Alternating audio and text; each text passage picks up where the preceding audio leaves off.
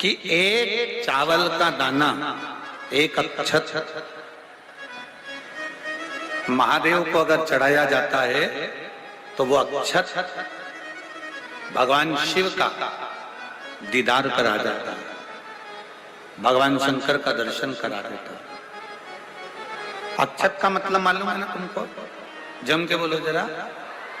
चावल, चावल को क्या कहते हैं? अक्षत। अक्षत मतलब चावल, चावल को अक्षत कहा गया। अक्षत का मूल मतलब होता है जो कभी नष्ट ना हो, जो कभी क्षय ना हो, जो कभी क्षय ना हो, जो कभी नष्ट, थोड़ा क्षय ना हो, नष्ट ना हो, वो अक्षत की मूलता है।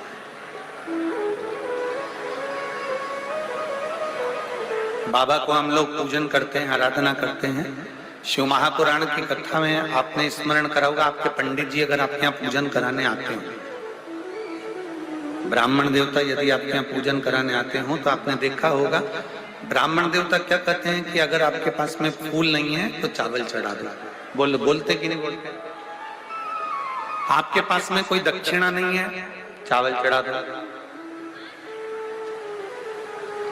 आपके पास में कोई प्रेशर, बाहर का भी नहीं आ रहा, प्रेशर खोलिए।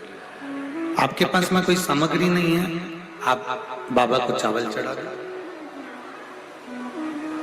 अक्षत चढ़ाने का हमारे ब्राह्मण भी कहते हैं, अक्षत चढ़ाने का हम भी।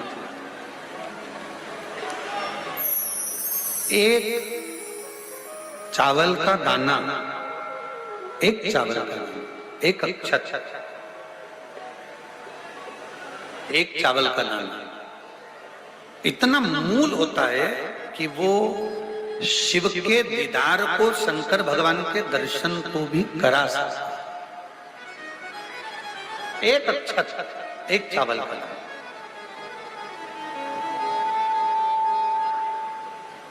अब थोड़ा ध्यान देंगे हम। रानी ने सुन लिया, खड़गदेव की पत्नी ने सुना कि अगर चावल का दाना शिव जी को चढ़ाया जाए तो एक चावल के दाने से एक शिवालय का, एक शंकर के दर्शन का फल प्राप्त हो जाता है।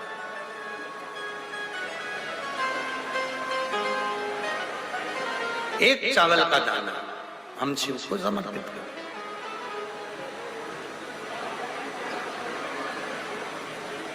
पीपल के वृक्ष के नीचे पितरों की शांति है तो कितने चावल के दाने चढ़ते हैं? अगर कोई ब्राह्मण ने कह दिया तुम्हारे यहाँ पितृ दोष है, 1 रुपया कमाते हो, 1.25 रुपये खर्च होता है, तुम्हारे पास में पैसा टिकता नहीं, तुम्हारे यहाँ पितरों का दोष है, तो तुम एक चावल का दाना अगर आप कहे कि पीपल के वृक्ष के नीचे दिया लगाओ, पीपल के वृक्ष के नीचे आप जल चढ़ाओ, या महादेव के मंदिर में 1 लोटा जल चढ़ाओ, तो हम कहते हैं ना कि प्रदोष के दिन बेलपत्री का वृक्ष, पीपल का वृक्ष, आंवले का वृक्ष, बड़ का वृक्ष या शंकर का शिवालय,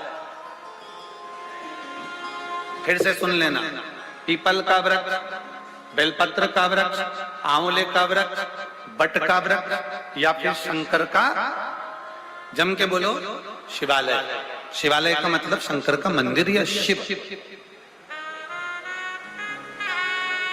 प्रदोष के दिन अगर आपको लग रहा है कि हमारे यहाँ पितृदोष है, बहुत तकलीफ चल रही है, बहुत कोई ने कहा पितृदोष है, कोई कह रहा है पितरों का, तुम्हारे यहाँ ये तकलीफ है, पितरों की ये तकलीफ है, पितरों की वो तकलीफ है, पितरों की ये तकलीफ है, बार बार अगर कोई कह रहा है तो फिर आपको उसमें स्मरण करना पड़ेगा कि हम चावल के कितने दाने भगवान शंकर को समर्पित कर दें कि भोलेनाथ हमारे पितरों को तृप्त कर दें।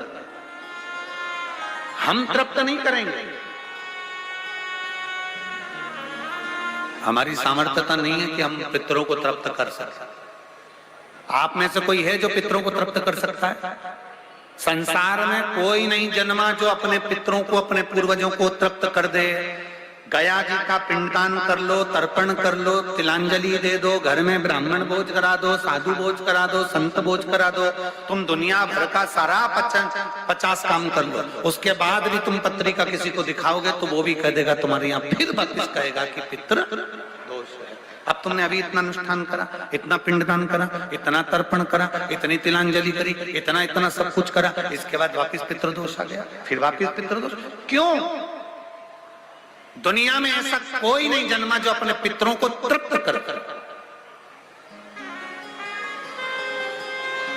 आप अपने घर के लोगों को तृप्त नहीं करते, जो जिंदा है वो उनको बोलो री भाई जीजियो, सही है कि गलत है? जो जिंदा है, माँ बाप अपने बेटे के लिए कितना भी कर ले, कितना भी, आखिरी में एक दिन बेटा कह देता तुमने हमारे लिए क्या किया। बहू के लिए कितना कर लो, आखिरी में बहू कह देगी वो तो जेठानी को ज्यादा करती है, देवरानी को ज्यादा करती है, हमको करती है, अपनी ननद को ज्यादा करती है, बेटी को ज्यादा करती है, बेटी को लगता है कि बहू को ज्यादा करती है, दामाद को लगता है बेटी को ज्यादा करती है, नाती पंती सबको कितना भी कर लो, तुम अपने अड़ोसी पड़ोसी तुम्हारे रिश्तेदारों को तुम कितना भी दे लो, कितना भी कर लो, पर जब ये तृप्त नहीं हुए तो वो बोलो तो कैसे हो जाएगा? अपनी सामर्थ्यता है, अपनी सामर्थ्यता है कि अपन तृप्त कर ले उनको, अपनी कोई सामर्थ्यता नहीं है कि अपन पितरों को तृप्त कर ले, या अपनी सामर्थ्यता के अंतर्गत नहीं करेगा।